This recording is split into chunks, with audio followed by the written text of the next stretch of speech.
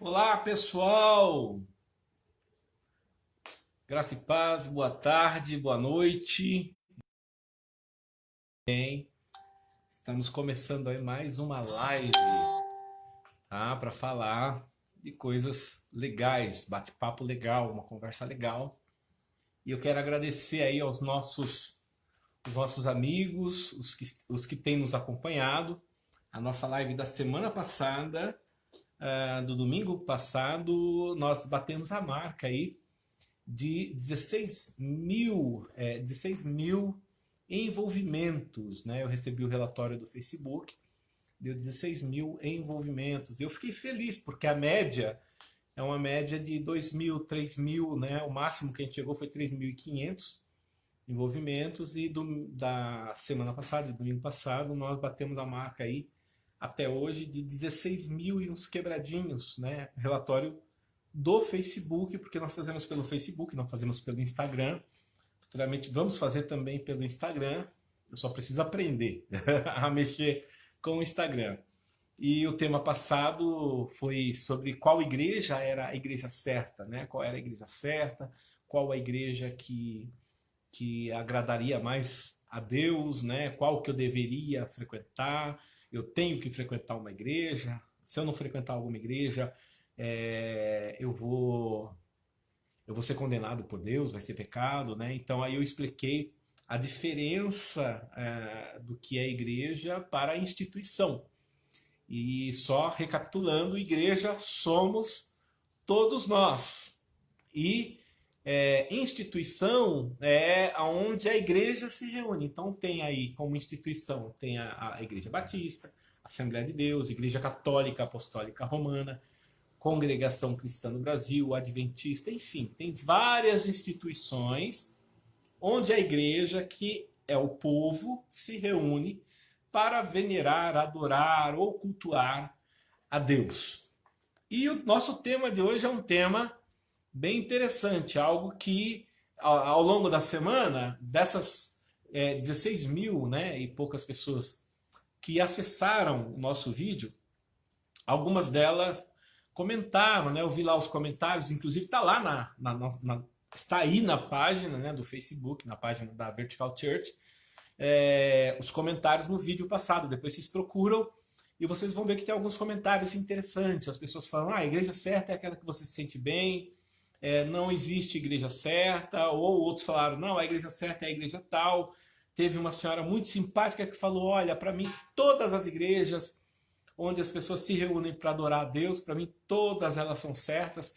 Eu sou católica, ela falando sobre ela, né, ela disse que ela era católica, mas que ela achava que a igreja certa era aquela onde as pessoas se sentem bem. E parabéns por isso, porque ela está certíssima, né? É onde você sente comunhão com seus irmãos e com Deus. E hoje, no meio dessas pessoas, algumas, né, em off, algumas no particular, no reservado, me perguntaram acerca sobre igreja certa e errada. Muitos me perguntaram sobre a igreja católica. E eu percebi uma coisa, né? Já sabia disso, sendo um cristão evangélico. Eu não sei se eu posso dar esse nome, cristão evangélico, porque cristão é cristão, né? Não existe no mundo, no reino de Deus, não existe essa separação de cristão evangélico, cristão católico, cristão espírita. Não, cristão é cristão. O que significa ser cristão? Ser cristão é você ter uma ótica do evangelho, né? Através de Cristo, né? Nós cremos em Cristo e seguimos a Cristo. Seguindo Cristo vem aí o nome cristão. E, bom, as perguntas giraram em torno da Igreja Católica. Moisés, qual é a sua ideia acerca do catolicismo? O que é que você, Moisés, acha do catolicismo? Então vamos lá. O nosso papo de hoje vai ser um papo simples, não vai ser um papo acadêmico, tá bom? Primeiro porque a maioria do nosso público, daqueles que acessam os nossos vídeos, são pessoas simples, são pessoas que frequentam igrejas, e muito raro um teólogo, um doutor, um bacharel, um PhD, enfim, é muito raro um doutor em teologia entrar para debater, e também se entrar para debater não vai ter o que debater, porque a gente não debate, a gente não discute fé, né? Então nós vamos falar aqui um pouquinho da Igreja Católica sobre a ótica católica, né? Como ela surgiu, quando ela surgiu, né? Como é que os católicos interpretam o surgimento da Igreja Católica, e depois vem a concepção bíblica, é claro, tudo de uma maneira muito simples, de muito fácil compreensão, e o intuito não é gerar aqui uma discussão, um debate, não é nada disso. O intuito aqui, pelo contrário, é unir, é unificar. Eu sou taxado de ecumenista, né? Algumas pessoas falam que eu sou muito ecumênico. E o ponto não é esse, eu não sou ecumênico, eu sou cristão. E o cristão, ele segue basicamente o princípio de amar a todos, amar a Deus sobre todas as coisas e ao próximo como a ti mesmo. E esse próximo independe da religião, não interessa se ele é evangélico, se ele é espírita, se ele é católico, se ele é umbandista, se ele é quimbandista, se ele é satanista. Eu tenho que amar a todos, independente da religião. Isso é ser cristão. Então, não é ser ecumênico, e sim ser cristão. E eu já começo a minha fala aqui, né, dizendo o seguinte. Tem um texto que eu gosto muito. Então, para nós começarmos o nosso bate-papo, antes de eu falar historicamente acerca, né, a respeito da Igreja Católica, tem um texto em João, né, no Evangelho de João, capítulo 4, e quem está familiarizado com esse texto sabe que é aquele encontro de Jesus com a mulher samaritana no poço, quando Jesus pede água para ela. Eu estou pegando aqui o ponto para poder discorrer com vocês, tá? Tá aqui. Isso. Versículo 20. Versículo 20, né? A mulher samaritana, ela, no versículo 20 do Evangelho de João, capítulo 4, tá bom, pessoal? E antes de qualquer coisa, eu quero desejar, ou melhor, né, saudar com boas-vindas a todos aqueles que entrarem nessa live, e pode deixar aí sua opinião, tá bom? Sua dúvida. É claro que no decorrer do bate-papo eu não vou ter como parar, né, a explanação do que eu estou falando para te explicar direitinho, mas pode colocar sua pergunta aí, que depois que nós encerrarmos a live, eu geralmente olho todos os alôs, todos os ois, todas as mensagens que são enviadas, né, no vídeo, e eu respondo. Tenho o maior prazer de responder, pelo menos, se não conseguir responder todos, mas a grande maioria eu sempre respondo, tá? Então você pode fazer sua pergunta, deixa ela aí e depois eu respondo para você, não simultaneamente, mas quando acabar a live eu sempre dedico um tempo para ver as perguntas, os cumprimentos, né? Os alôs que vocês deixam, e respondo um por um, tá bom, pessoal? Ainda dá para responder. Como a grande maioria nunca manda pergunta, né? Então, aqueles que fazem pergunta ou que mandam um alô, a gente geralmente dá um oi também. Então, vamos lá. Evangelho de João, capítulo 4, no versículo 20 em diante, é narrada uma situação onde Jesus está sentado ao lado ou à beira do poço, e uma mulher samaritana chega para... E quando ela chega para tirar água, Jesus lhe pede um pouco d'água. Ela olha para ele e fala assim, primeiro que naquele tempo não era comum um homem puxar papo com mulher, e muito menos um homem judeu puxar papo com uma mulher samaritana. Então ela olha para Jesus e fala assim, como sendo tu judeu, pede água para mim que sou samaritana. Aí Jesus fala para ela, se você soubesse quem te pede água, você me pediria e eu lhe daria a água da vida, né? Da qual você jamais teria que voltar aqui para pegar, porque você não sentiria mais sede. Enfim, essa mulher, quando Jesus entra nessa parte da conversa, ela pede a água, ele manda ela chamar o marido, ela fala que não tem marido, ele confirma que ela não tem, porque ela tinha passado por 5 casamentos, e o sexto com que ela estava vivendo não era casado com ela. Ela fala, vejo que você é profeta, e ela percebe na compreensão dela que Jesus é um profeta, ela faz uma pergunta que define a questão, que é onde eu quero chegar, acerca da religião e do local para se adorar a Deus. Ela, no versículo 20, diz assim, nossos antepassados adoraram neste monte, mas vocês judeus, ó, você vê que ela não era judia, ela era samaritana, que historicamente era um povo rival dos judeus, tá? Vocês judeus dizem que Jerusalém é o lugar onde se deve adorar.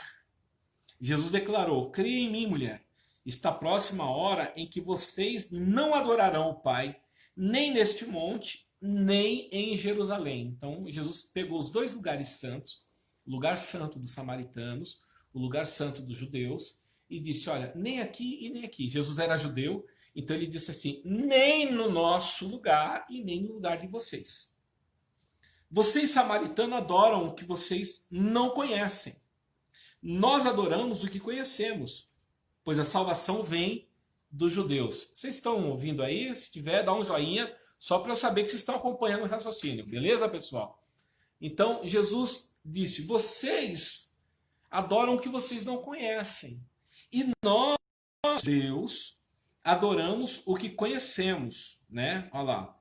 Adoramos o que conhecemos, pois a salvação vem dos judeus. Então, se fosse para estipular uma religião certa de adoração a Deus, né, fundada e implantada por Deus, essa religião seria o judaísmo, né? Como Jesus está descrevendo aqui, ó.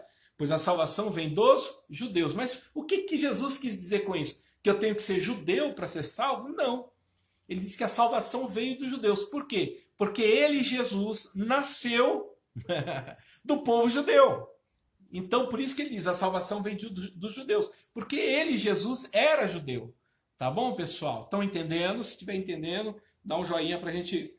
No entanto, está chegando a hora, Jesus continua falando, e de fato já chegou, em que os verdadeiros adoradores adorarão o Pai em espírito e em verdade.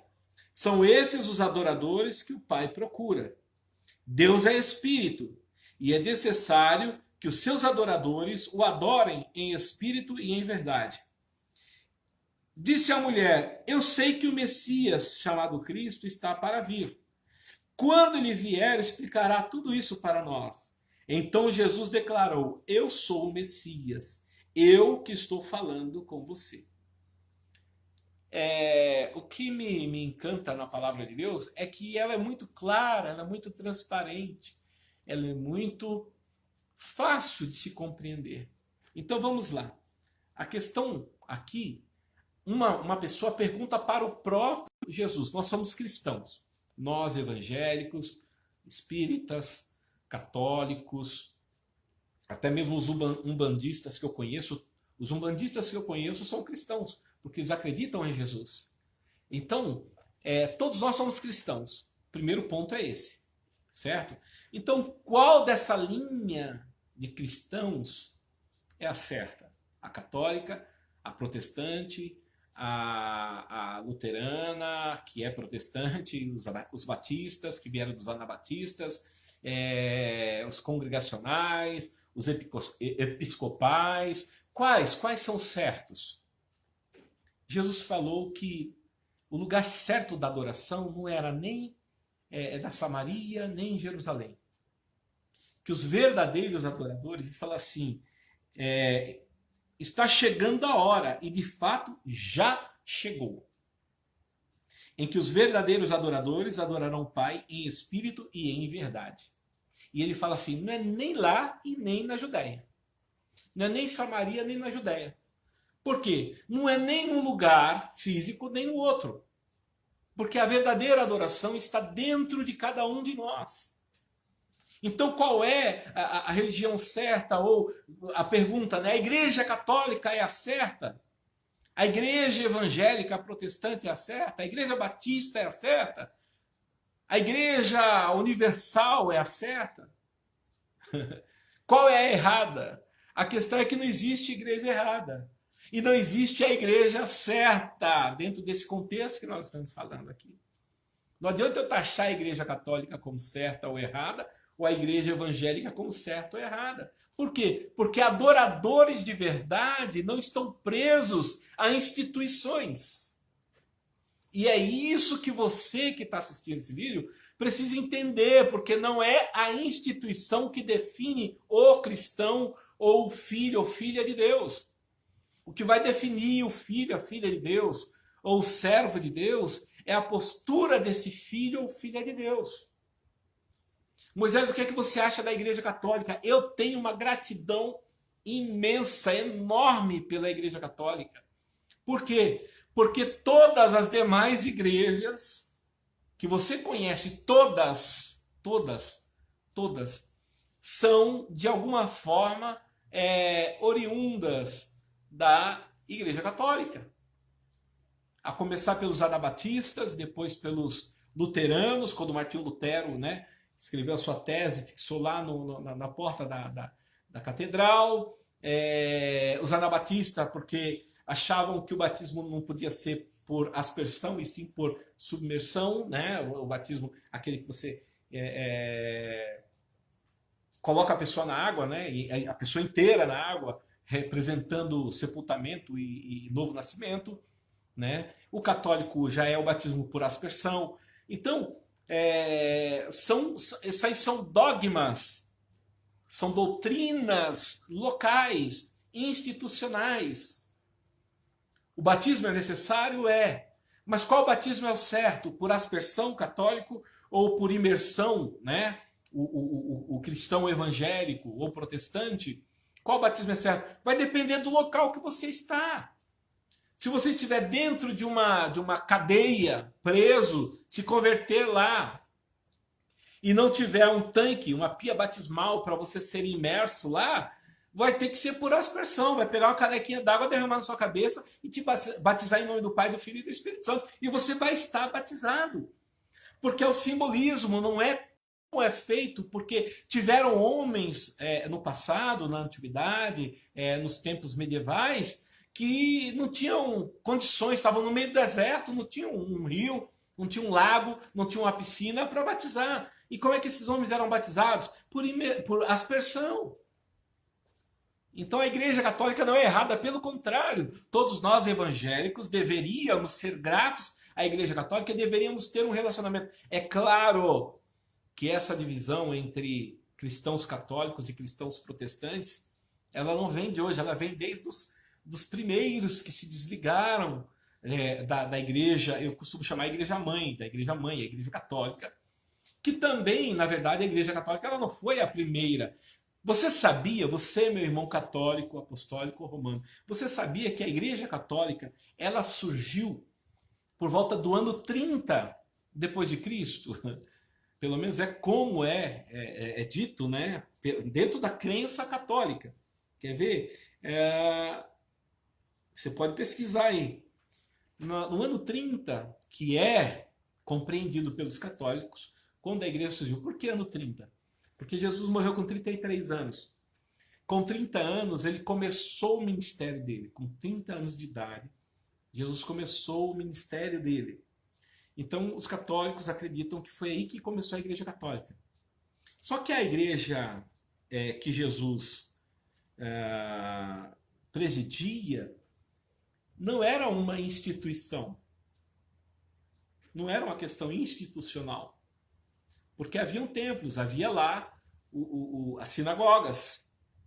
Havia uns templos, o grande templo, né, que Herodes reconstruiu, havia também os grandes templos pagãos, já havia templos, já haviam instituições.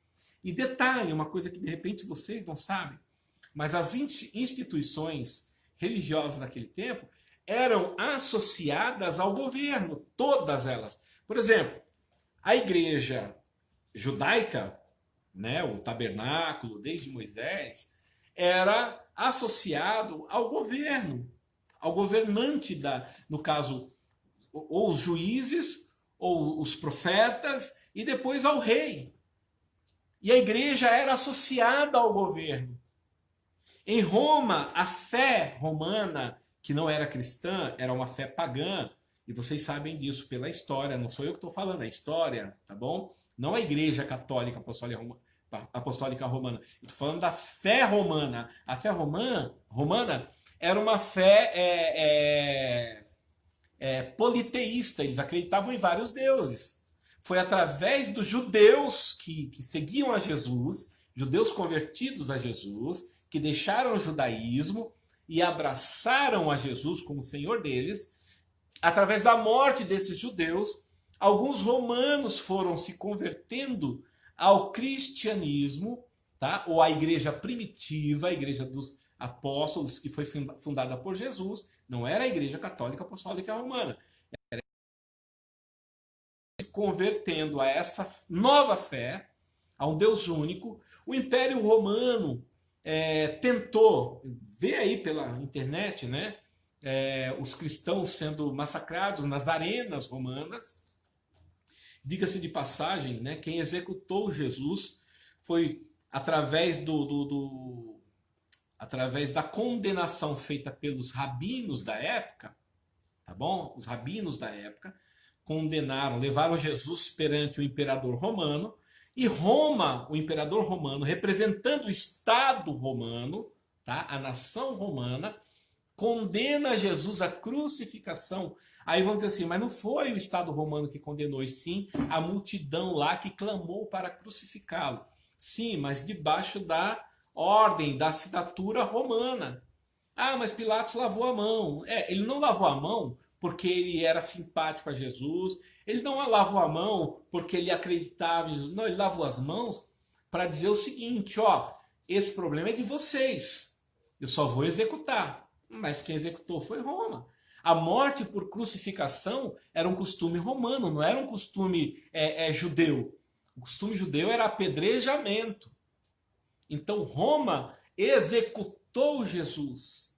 Só que essa mesma Roma que executou Jesus, lá por volta do ano 50, ano 40, bem para frente, né? Roma começou a entrar em declínio, começou a perder território, começou a enfraquecer e viu que o cristianismo, note bem, cristianismo, tá? Até então não havia uma instituição religiosa cristã, nem católica, nem protestante, nem evangélica. O cristianismo, que não tinha uma instituição por trás, não tinha um estatuto por trás, não tinha um CNPJ por trás, não tinha um apoio governamental por trás, tá? O cristianismo começou a crescer, por quê? Porque havia milagres, havia cura, havia libertação, havia uma promessa de uma vida melhor. A maior parte das pessoas que se converteram nos primeiros anos do cristianismo se converteram por causa de milagre, por causa da promessa da vida eterna e por causa da proposta. E a grande maioria era mulher, sabe por quê? Porque o cristianismo enxergava a mulher não como objeto, enxergava a mulher como um membro do corpo de Cristo. Então muitas mulheres se convertiam, a maioria era mulher. E a maioria dos cristãos, dos primeiros cristãos, eram judeus. E aí muitos romanos começam a se converter por ver a fé dos cristãos, que eram mortos nas arenas, eram sacrificados nas arenas, eram jogados para as feras, leões, tigres, né? E eram devorados na arena como show, como espetáculos. E muitos que viam a morte desses cristãos, que não abriam mão da sua fé, não abriam mão da nova fé, né? A fé em Cristo, a fé cristã. Então muitos romanos, muitos soldados, muitos comandantes dos exércitos romanos foram se convertendo ao cristianismo. E aí o império, uma hora, ele para e fala, poxa, peraí, quanto mais cristão a gente mata, mais cristãos aparecem. Inclusive, gente nossa está se convertendo ao cristianismo. Então eles perceberam que a força do cristianismo era algo tremendo. Então os imperadores, os governantes, os prefeitos, né? Aqueles que governavam cidades, né? Os César, os homens que tinham o governo, foram vendo no cristianismo uma força muito grande. Até que um deles vai lá e abraça essa fé cristã. A questão de dizer que a Igreja Católica começou no ano 30, né, que é justamente quando Jesus começa o ministério dele, isso aí é na verdade, é uma leitura institucional dos primórdios lá da instituição chamada Igreja Católica Apostólica Romana. Assim como muitos cristãos evangélicos acreditam que Jesus só opera na igreja evangélica. Mas aí, com que argumento você fica, Moisés? Eu fico com o argumento de Jesus. Não é nem em Jerusalém, nem na Samaria. Não é nem na evangélica, nem na romana. Na apostólica romana, ou católica apostólica romana. Por quê? Porque os verdadeiros adoradores adoram em espírito e em verdade. Martinho Lutero, ele era um homem da Igreja Católica, que, não concordando com muitas coisas que haviam naquela época, as indulgências, depois pesquisa indulgências aí no Google, tá bom? As muitas taxas que eram cobradas pelo governo e pela igreja, certo? A questão da proibição do casamento. Eu não quero entrar em mérito nenhum. Proibir casamento, não proibir casamento. Olha, eu sei que lá em Gênesis Deus fala assim, não é bom que o homem esteja só. Far-lhe-ei uma adjuntora que esteja contigo. Então, se Deus falou que não é bom o homem viver só, o casamento foi instituído por Deus. Mas eu não quero discutir isso, porque eu acho incrível. Eu vi um amigo, né, que eu admiro muito, Padre Fábio de Mello, falando que ele optou por servir a Jesus e não se casar. E o apóstolo Paulo, né, o São Paulo, ele diz o seguinte: bom seria se todos fossem como eu, não se casassem, nem se dessem em casamento. Né? Por quê? Porque o casado cuida das coisas de casado e o solteiro cuida das coisas de Deus. Então, eu acho incrível essa postura, esse desprendimento, essa renúncia, né, carnal para servir a Deus, servir a Jesus. Eu não tive essa força, eu tive que me casar. Eu me casei, não me arrependo, né?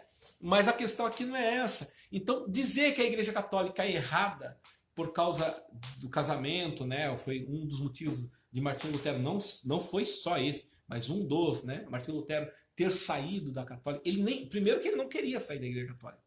É uma coisa que muita gente não sabe. Martinho Lutero não queria se desligar da Igreja Católica, ele não queria fundar uma nova igreja, pelo contrário, ele queria rever alguns conceitos e princípios que na época eram dogmas, até hoje, né? Muitos ainda são dogmas, e Lutero não se conformava com isso, e ele queria que a igreja revisse ou revisasse, né, esses pontos que ele discordava, e como havia muito mais a favor de manter os dogmas do que os que queriam que mudasse, ele acabou sendo excomungado da igreja e surgiu aí a igreja protestante. Diga-se de passagem que antes de Martinho Lutero já havia os anabatistas, que discordavam do batismo, né, da questão do batismo por aspersão, tinha que ser por imersão. Então, Lutero não foi o único a discordar, o único católico a discordar da Igreja Católica. Mas isso não torna a Igreja Católica ruim, isso não torna a Igreja Católica uma abominação. Não, pelo contrário, isso faz parte das instituições.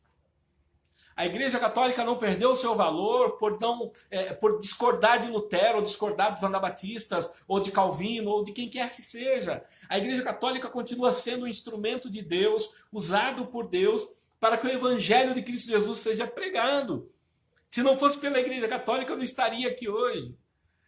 Você é o quê, Moisés? Eu sou cristão, já falei. Eu não gosto de ser taxado de evangélico ou de protestante, né? Então eu sou cristão e eu vou dizer mais, cristão católico, mas não apostólico romano. Eu digo católico porque a palavra católico, que vem do grego, né, católicos, significa universal, significa uma fé que não é local, ela é universal, é uma fé que está espalhada pelo planeta Terra, em qualquer nação, em qualquer estado, em qualquer município, em qualquer vilarejo. A fé cristã ela é universal, ela é mundial, ela toma tudo.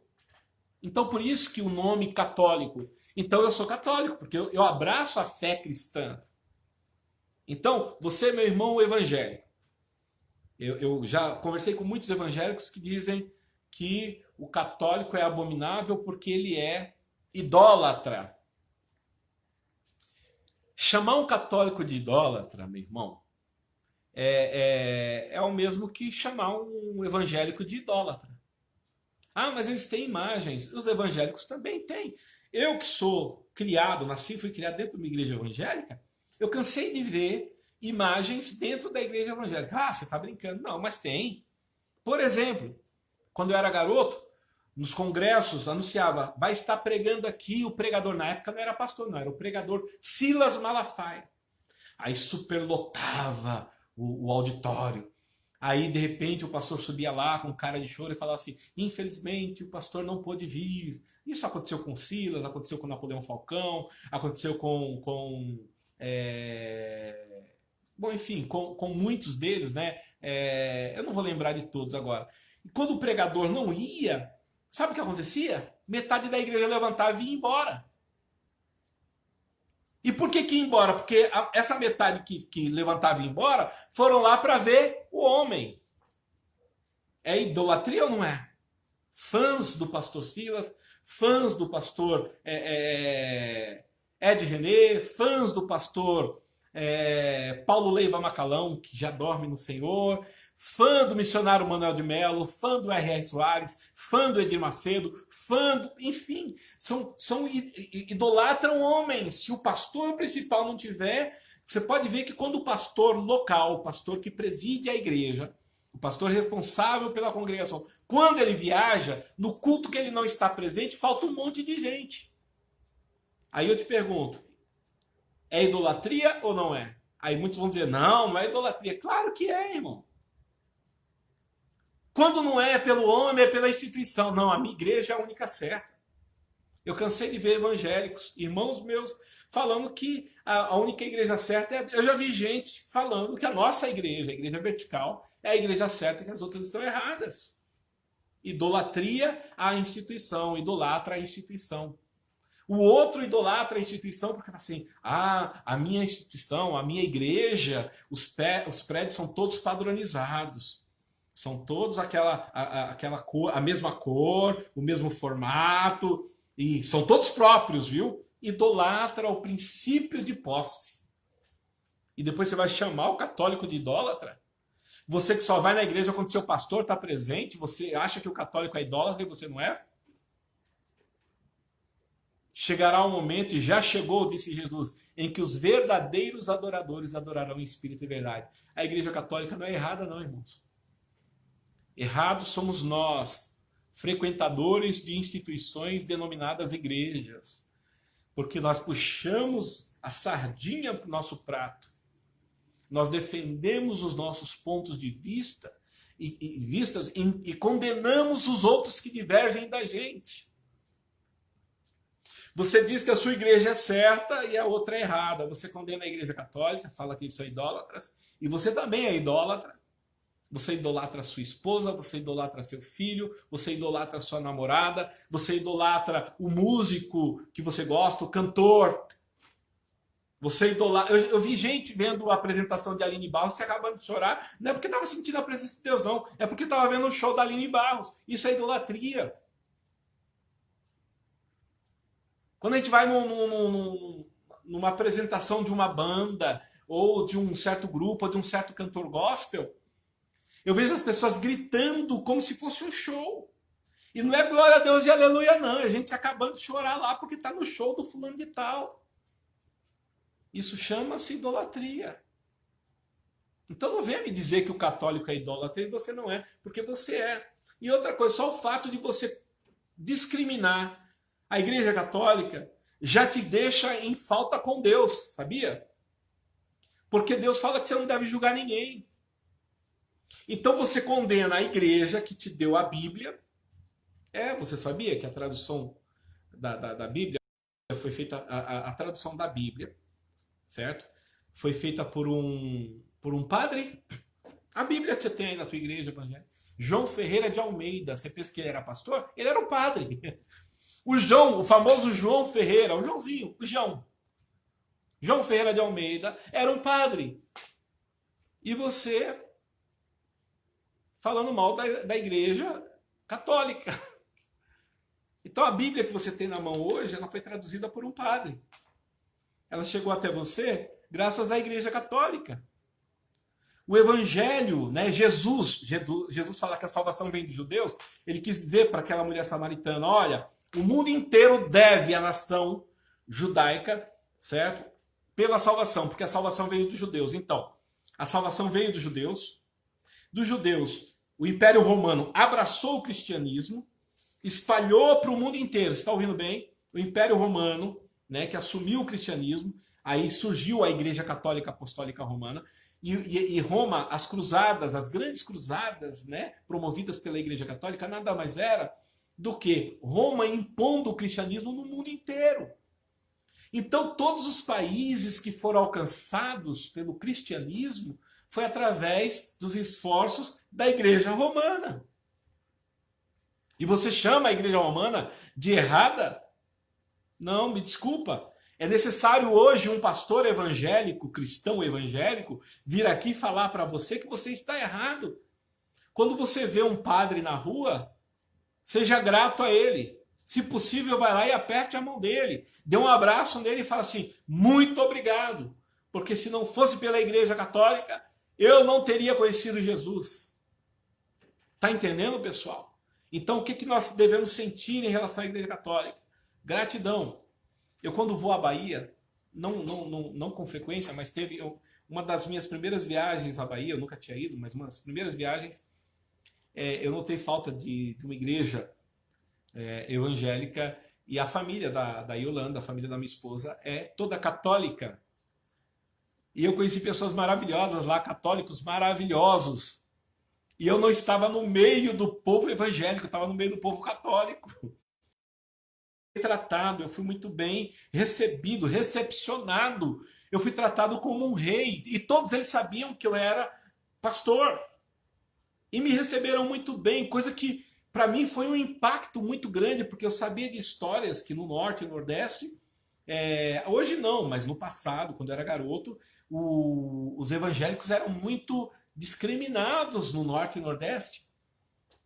Mas eu, para minha surpresa, fui muito bem recepcionado. E aí, num dos dias, nós fomos até a Igreja Católica e eu conheci o padre, eu não me lembro do padre, até trocaram o padre de lá. E aí eu tive a ousadia de puxar a conversa com ele. E nós conversamos e foi uma conversa rápida, de uns 15 minutos. E nasceu ali no meu coração um amor muito grande por aquele padre, aquela pessoa. E não só lá, no Varginha, quando eu implantei a igreja Lírio dos Vales, lá do Varginha, eu fui muito bem recebido por um frei. Um frei católico, Frei Gilson, que ele tinha a reunião dele de manhã e à tarde ele ia para o nosso culto. Ele assistia o nosso culto e ele levava alguns jovens. Eu estava começando lá, era só eu e minha família, éramos 4 pessoas. E o Frei Gilson levava um grupo de... o Frei Gilson levava um grupo de pessoas para assistir o nosso culto, para me dar incentivo. Isso me emociona. E você quer que eu fale mal da Igreja Católica? Eu tenho muito a agradecer. A Igreja do Varginha, a primeira força que eu recebi no Varginha como cristão evangélico foi de um frei católico. Sabe? Na Bahia eu fui recepcionado pelos católicos, e muito bem recepcionado.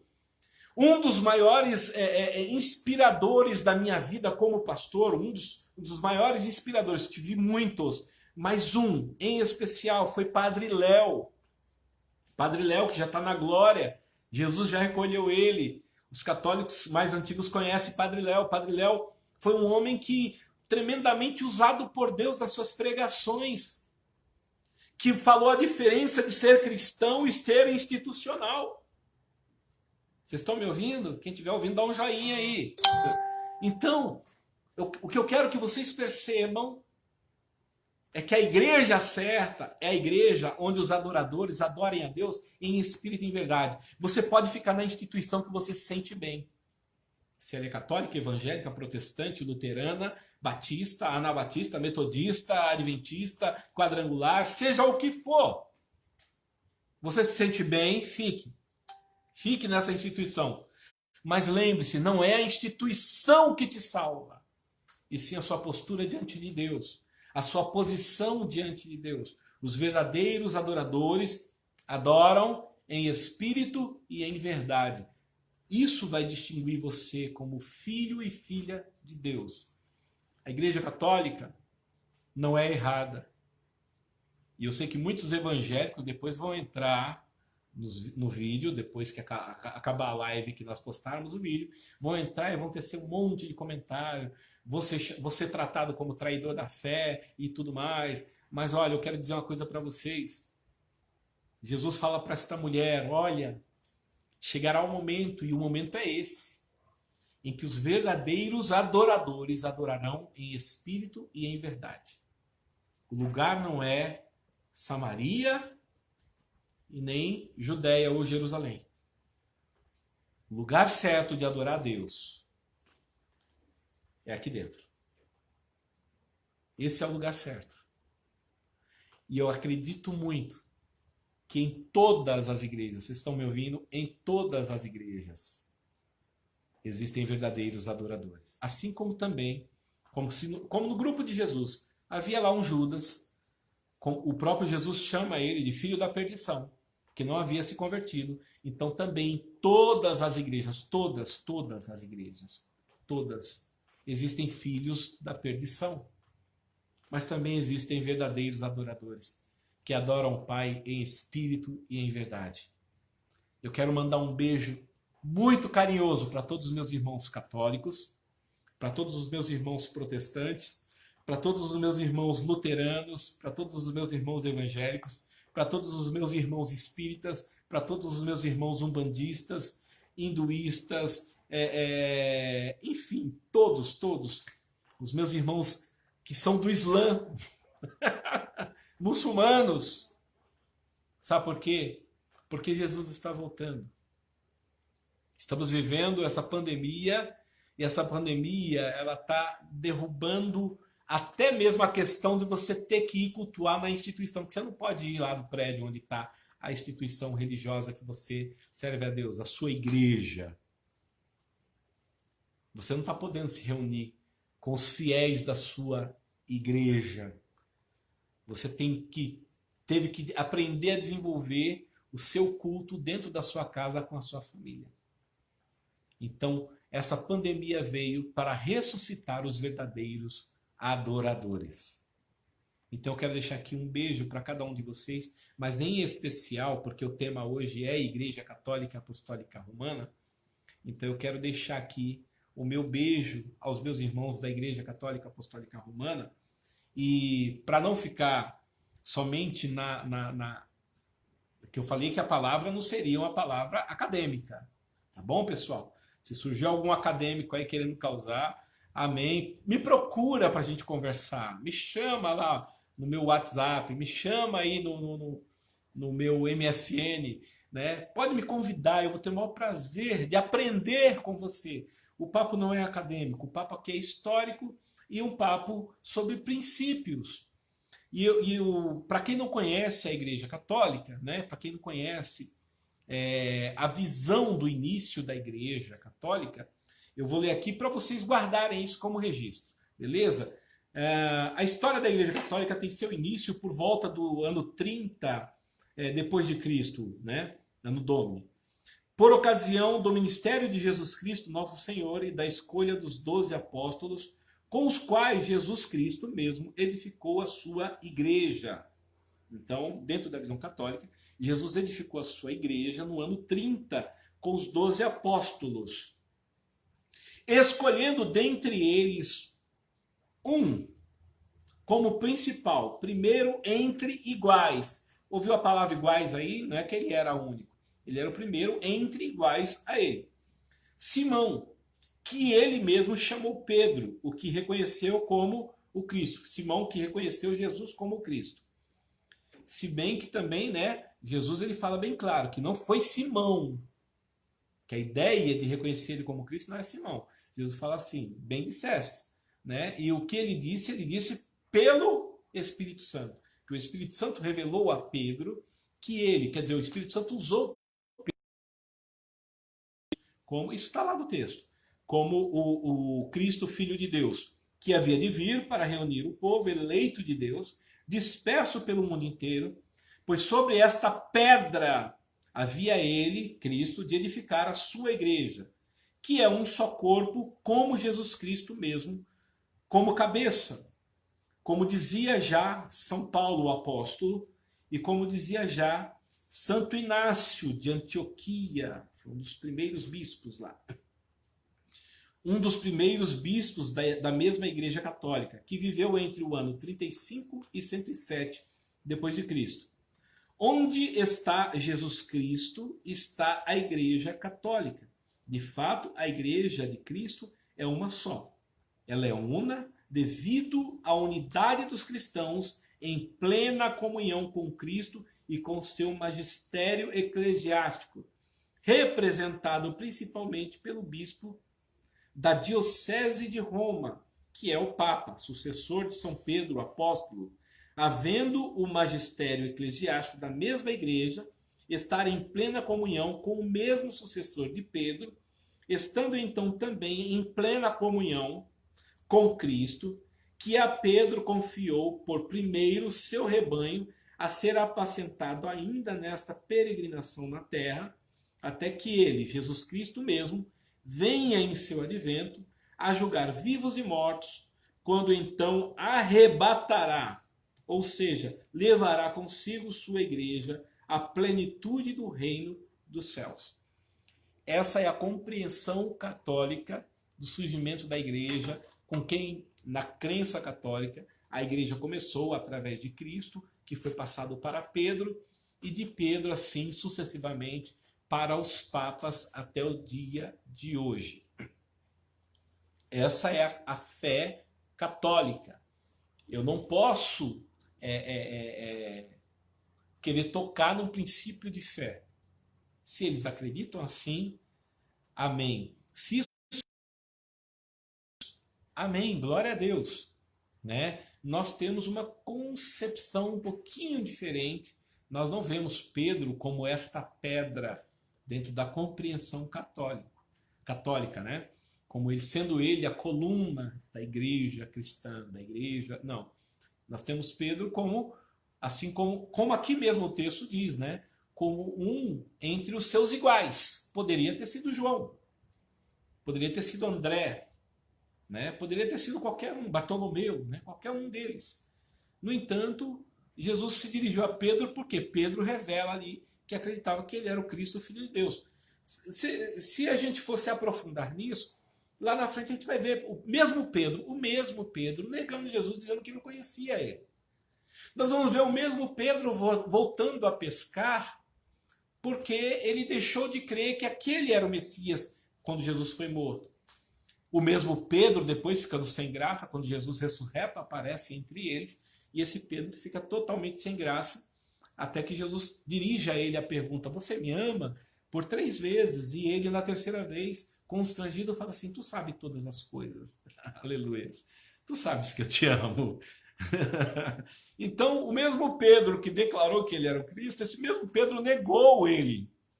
O mesmo Pedro virou as costas para ele. Agora, eu vou condenar toda uma fé cristã por conta de um princípio que eu, Moisés, ou que nós evangélicos cremos diferente? Não, Pedro não pode ser, porque Pedro negou, porque Pedro traiu, porque Pedro fez isso, Pedro fez aquilo. Agora eu te pergunto, o seu pastor nunca errou? O pastor da sua igreja nunca errou? Nós somos homens, homens falham. Pedro falhou, todos eles. Paulo, né, o apóstolo São Paulo, mencionado aqui para os nossos irmãos católicos, que fala sobre a igreja ser o corpo de Cristo, o mesmo Paulo diz assim: o bem que quero fazer não faço, o que eu não quero, isso eu faço. Miserável homem que sou, quem me livrará do corpo desta morte? Então, o próprio Paulo ele fala que ele não fazia o bem que ele queria fazer. Ele era sempre dominado pelo mal que habitava nele. Isso é humano. Não existe humano. E glória a Deus por isso que nenhum dos líderes da igreja, com exceção de Jesus, nem o líder de igreja, nenhum, desde o começo lá do cristianismo, o único perfeito foi Jesus. De Pedro para cá, todos erraram e todos falharam. Então não existe a igreja certa ou a igreja errada. Todas as igrejas são certas e todas as igrejas erram. Católicas, evangélicas, protestantes, luteranas e assim sucessivamente. Então fica aqui nesse nosso bate-papo. Hoje o nosso bate-papo foi um pouquinho longo. Fica aqui as nossas considerações acerca da igreja católica, a nossa igreja mãe, a igreja de onde todos nós viemos, né? Você talvez a sua igreja não seja já diretamente ligada à igreja católica, como as igrejas históricas. Talvez a sua igreja já seja uma dessas muitas que surgiu depois de muitas divisões de igrejas evangélicas. Mas, para tua surpresa, eu não sei de que linhagem a sua igreja surgiu, mas, para tua surpresa, todas as igrejas protestantes vieram da igreja católica. Então, querendo ou não, todas, até aqui surgir hoje, ela tem dívida com a igreja católica. Os missionários católicos, os padres, os freis, os frades, que foram enviados